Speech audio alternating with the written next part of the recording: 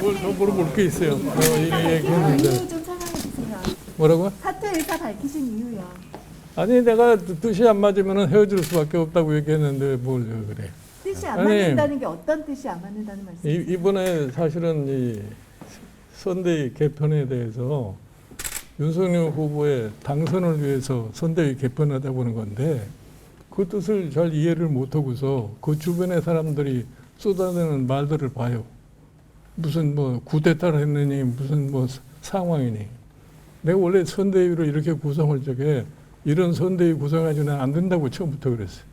그러다가 안 가려고 그랬던 건데 하도 주변에서 뭐 정권 교체와 관련해 가지고서 왜 이렇게 책임 회피를 하려고 그러냐고. 그래서 내가 12월 3일 날 좀 조인을 했는데 가서 보니 선대위가 제대로 작동을 안 해요.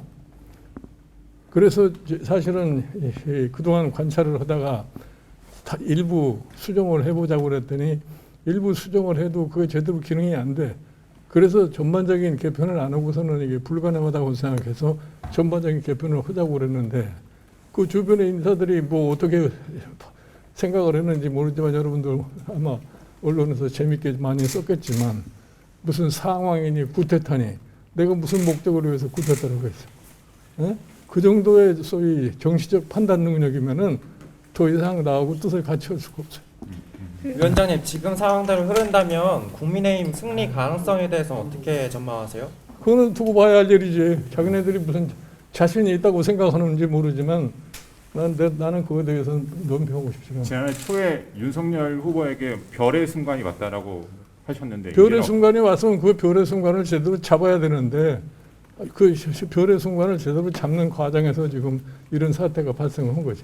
근데 구군이 다 했다고 어제 표현하셨다고 들었는데 어떤 의미 때문에 나는 그렇게 그래요. 말씀하시나요? 이번 대선 같은 대선을 내가 경험해 본 적이 없어. 흔히들 밖에서 얘기하는 게 찍을 사람이 없다는 거 아니에요.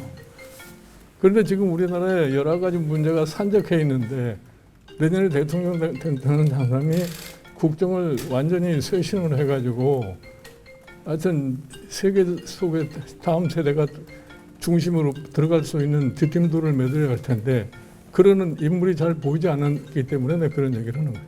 권성동 사무총장 등이 물러나는데 그건 어떻게 보세요? 나는 그 사람이 그만두고 안 그만두고 나는 별로 관심이 없어요.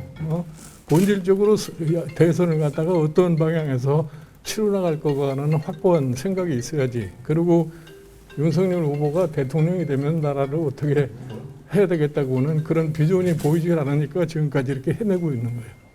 네? 어제 밤에 임태희 본부장님 오셔서는 무슨 얘기 나누셨어요? 아니 본부장이 날 찾아와서 뭐 이런저런 뭐 이런 얘기를 하는데 뭐 나한테 그 사람이 무슨 통보로 온 것도 아니에요. 그 와서 뭐 몇 가지 얘기하다가 와인 한 잔 먹고 갔어. 그 이상의 그 이하도 없어요. 그 전에 윤석열 후보가 위원장님께 사의를 좀 표명해 달라라고 요청한 적이 있나요? 나는 그런 얘기 들은 적도 없고 이틀 전에 그러니까 2일 날인가 해프닝이 한번 벌어진 거 아니에요. 내가 무슨 사의를 표명했다. 그래서 내가 윤석열 총장 전화로 내가 그랬어. 나는 사의를 표명 그런 짓은 안 한단 말이야. 내가 그만두면 다 그만두는 거지. 사의 표명을 갖다 하고서 내가 당신한테 무슨 사의를 반려를 받는 그런 짓은 난 안 하는 사람이다. 그리고 전화 끊었는데 그 다음에 전화가 왔어요. 그러면 제가 잘못 전해드는 걸로 하겠습니다. 그래가지고 정정보도가 나갔던 것 같아. 위원장님, 그동안은 주변의 평가에 연연하지 않으셨었는데 그럼 상황이나 쿠데타를 표현을 쓰는 그 주변 사람들에게 좀 후보가 동조를 하셨다고 보시는 거예요? 내가 보기에는 뭐 후보가 자기 명예에 상당히 뭐 상처를 당했다는 식으로 생각하는 것 같은데 난 그런 얘기를 하는 걸 보고서 내가 더 이상 내가 이 사람하고는 뜻이 맞지 않으니까 같이 일할 수가 없다는 내 판단을 한 거예요. 후보가 연기자 발언에도 되게 좀 이렇게 마음이 상했다라고. 뭐라고? 연기를 잘하면 된다라고 이게 그거는 통상적으로 후보와 선대위가 서로 합치돼서 가야지 선거가 제대로 이루어지고 실수가 안 나오기 때문에 그렇게 얘기하는 거지. 그거를 무슨 과도하게 해석해가지고 무슨 내가 후보를 무시했느냐 어떠느니 그런 소리를 한다는 게 벌써 나는 좀 상식에 관한 소리라고 생각해. 그 위원장님께서 그 이준석 대표 문제는 일임해달라고 하셨었는데 뭐를? 이준석 대표 문제는 위원장님한테 일임을 해라라고 하셨었는데 나는 문제가 그런 좀- 얘기도 한 적도 없고 예. 내가 사실 이준석 대표를 내가 무슨 감싼다는 이딴 소리를 또 그 윤석열 주변의 사람들이 한 것 같은데 나는 여태까지 지속적으로 얘기한 게 뭐냐면은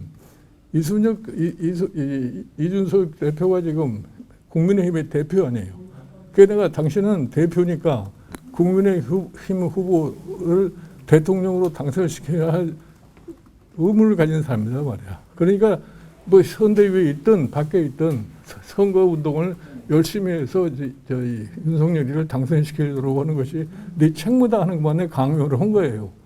내가 그 사람 보고 다시 뭐 선대에 들어오라는 얘기를 한 적도 한 번도 없어.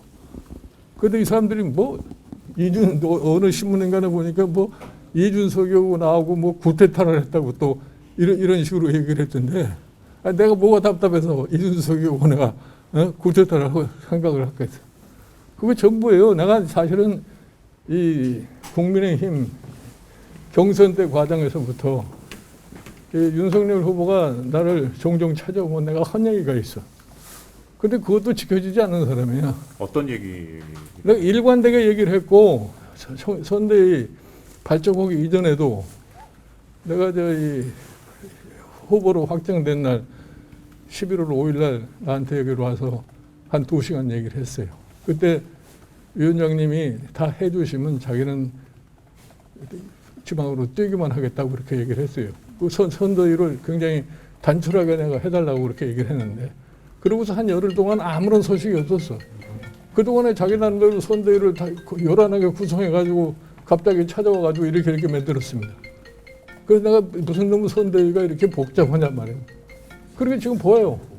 저 무슨 새시대위원회라는 거 만들었다가 그것도 이제 와서 이제 다시 없어지는 그런 과정을 거쳤고 뭐 상임선대위원장이라는 걸 만들어가지고 있다가 뭐 그 사람들 뭐 때문에 내가 만드는 그 사유도 내가 대략 알고 있는데 그래서 내가 처음에는 안 가려고 그런 거예요. 뭐 그 이상의 거 설명할 필요가 없어요. 위원장님 민주당에서 벌써 위원장님 모셔야 된다 이런 얘기가 나오는데 아 앞으로 그거는 계속 그 사람들이 하는 소리지 그거 나하고 상관가 없어요. 앞으로 위원